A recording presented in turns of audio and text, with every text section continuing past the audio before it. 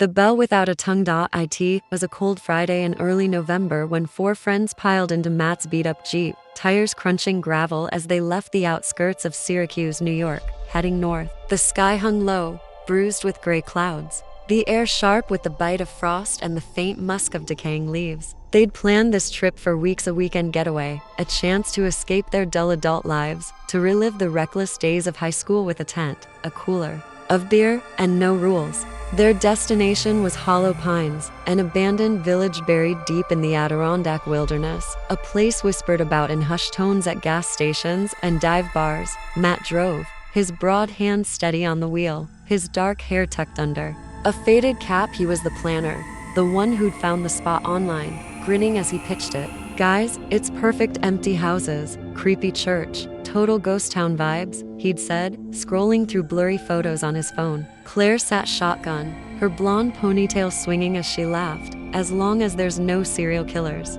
I'm in." Jake sprawled in the back, lanky and loud, cracking open a can. "Better be worth it. Man, I'm not hauling my ass out there for nothing." Tom, quieter, stared out the window, his sharp jaw tense. Something about the idea gnawed at him, but he kept it to himself. Hollow Pines wasn't on most maps, just a dot erased by time, a relic of the 1970s when its 50-odd residents vanished overnight. Locals said it started with the bell, an old iron monster hanging in the church tower, its tongue long gone, rusted silent for decades. One night, it rang deep, hollow, impossible, and by morning, the village was empty.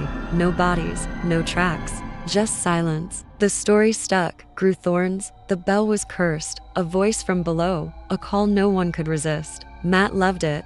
"That's our campfire tale right there," he'd said, smirking. None of them believed it. Not really. The drive took 3 hours, the last stretch, a winding dirt path swallowed by pines, their branches clawing at the Jeep's sides. They arrived as dusk bled into the trees. Hollow Pines loomed ahead, a scattering of rotting houses, roofs caved in, windows black and gaping like sockets. The church stood at the far end, its steeple crooked but intact, the bell glinting faintly.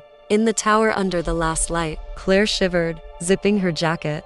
"This place gives me the creeps already." "Mission accomplished, Matt." Jake hopped out, stretching. "Looks like a horror movie set. Where's the beer?" They set up camp in a clearing near the church. 2 tents, a fire pit dug with a shovel from the trunk, logs dragged from the woods. The night settled fast, cold and heavy, the fire snapping as they cracked cans, swapped stories, their laughter echoing off the empty shells of homes.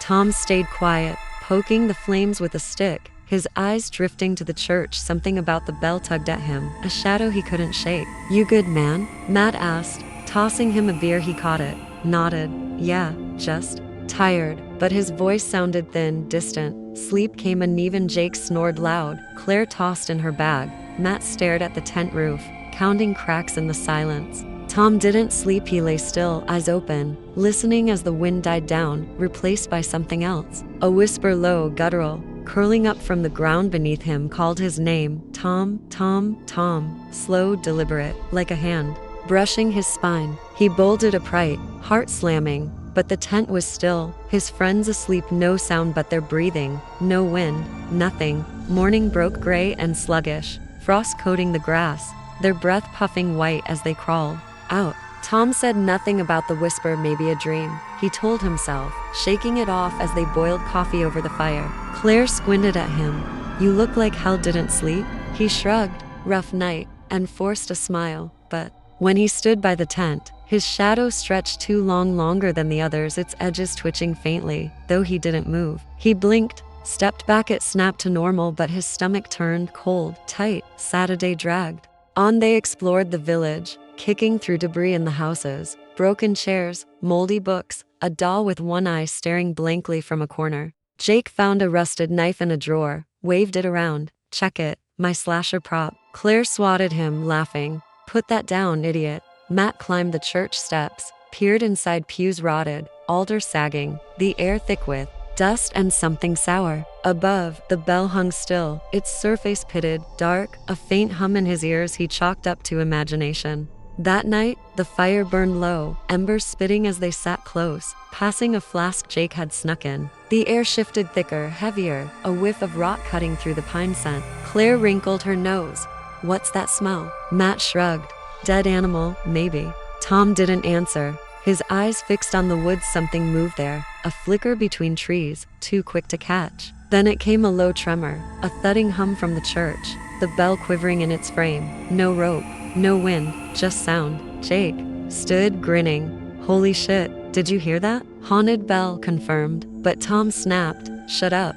His voice sharp, jagged, not his own. They froze, his face twisted, eyes wide, a thin crack splitting his cheek, black ooze seeping out, slow, thick. Claire gasped, Tom, what the hell, your face? He touched it, stared at his fingers, black smeared across them, and bolted, stumbling toward the church, his shadow dragging long behind him. They chased him, shouting. Matt grabbed his arm.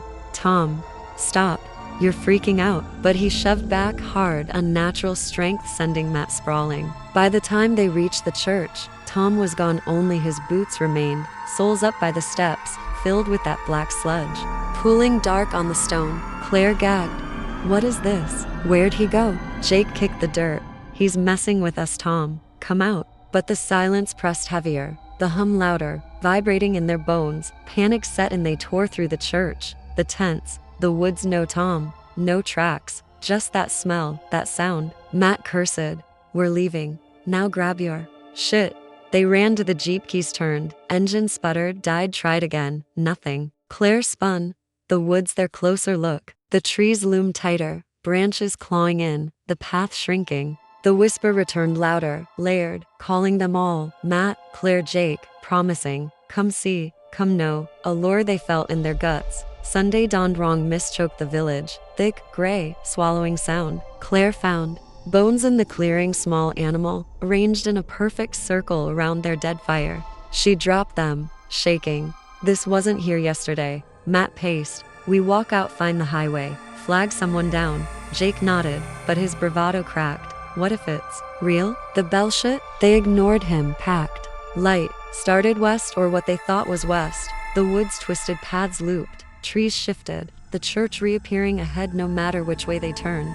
The hum grew, a pulse now, the bell trembling harder. Claire stopped, staring at it, her reflection caught in its curve. Her face rotting, skin peeling, eyes black pits, mouth moving. Though she stood silent, screamed in her head, join us. She lurched forward, slammed her fist into the bell. It rang, deafening, a howl from nowhere, shaking the earth. Cracks split the ground, dark, jagged shadows poured out. Not human, not anything tall, thin, arms too long, faces blank, reaching. Jake swung his knife, yelling, back off. One grabbed him, his arm snapped, bones popping loud, skin tearing as he screamed, twisting into one of them, his voice fading into the hum. Claire clawed at Matt.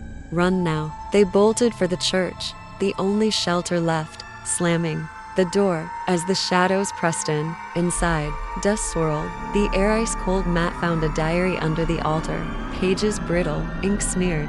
A priest's scrawl. The bell opens, the gate, voices call. They take, you become, don't listen. Claire laughed, sharp, too late. Her eyes darkened, fully black now, her voice layered. It's better down there, Matt, you'll see. He backed away. She lunged, nails digging into his arm, stronger than she should be. He broke free, grabbed the flask, splashed its liquor across the pews, lit a match from his pocket, tossed it. Flames roared, licking wood, climbing walls. Claire shrieked, not her voice, no. The bell glowed red, melting, its hum a dying wail. Matt stumbled to the basement stairs. She caught him, dragged him down, her grip iron, her face a mask of black veins. The earth split below, dark, endless, swallowing them as the church burned above. He woke in blackness, no fire, no light, just cold and the whisper, everywhere. Matt, Matt, Matt. His hands felt wrong, longer, thinner, brushing the dirt, and his shadow moved beside him, laughing soft, a sound not his own. He tried to scream, nothing came, only the hum, the truth, the gate he couldn't close.